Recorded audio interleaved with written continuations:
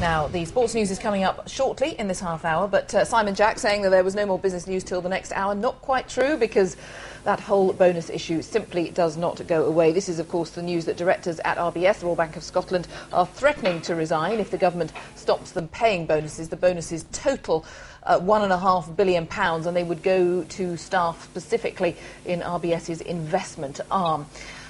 What does it all mean? Where does one man stand? Let's ask Chris Roebuck. He's a former banker with UBS. Hello, Chris Roebuck. I hope you can hear me all right. Yes, I can. Excellent. I'm going to ask exactly the question that Simon Jack was talking about a few moments ago, because this notion that will good bankers leave? Will everyone leave the company if they don't get their bonus? Is it that cut and dried?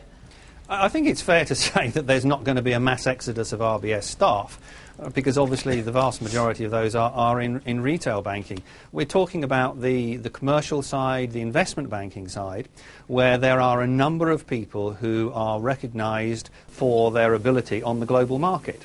Now, those are the people that do make a lot of money, but equally, as far as that's concerned, by making a lot of money, they get big bonuses, which is causing the problem. However, having said that, because they're good, they have the capability either to move to another organisation or to move to another geography. I know you used to be with RBS, you're not there anymore, but I assume you still have friends within the city. I mean, is there a feeling, do you get a feeling from people that you talk to that they feel persecuted, that they're the whipping boy for the collapse of our financial institutions? I think they feel that actually they are in a position where they are getting a lot of flack for what they have done in the past, and some of it has been quite justified. So there is an element of people feeling quite humble about what's happened and the fact that they have made a big mistake.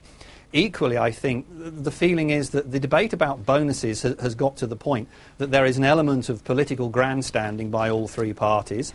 There is an element of confusion amongst the public about the bonus issue per se, on the basis that actually the word bonus has now become a dirty word, despite the fact that millions of people across this country, be they car salesmen, council workers or whatever, actually get bonuses. Yes, they don't get bonuses in looking at those sort of figures, though, do they? Oh, no, absolutely not. And I think that's the key question that not just the government, the FSA and the banks have to answer. It's a question that has to be answered across the world in terms of G20 and global regulation, in that it's quite clear that there are some in banking who got extremely large bonuses for, one might describe, an unfair return based on not particularly great effort. And that's an interesting point. Do you get the sense that we have to almost go through one season of the bonus season? Is it December, January, a lot of the bonuses, am I right in saying? Yes, and that perhaps it needs to calm, there needs to be smaller bonuses before things start settling back to normal. Is that even possible?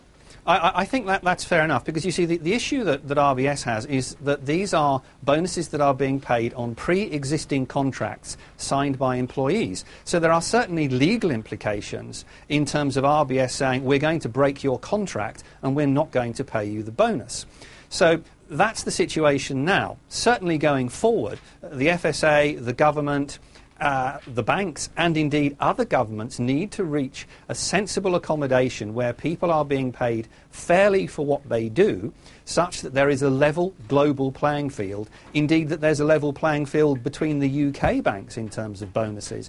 And I think that discussion has to happen soon, because otherwise we're going to be repeatedly in this position.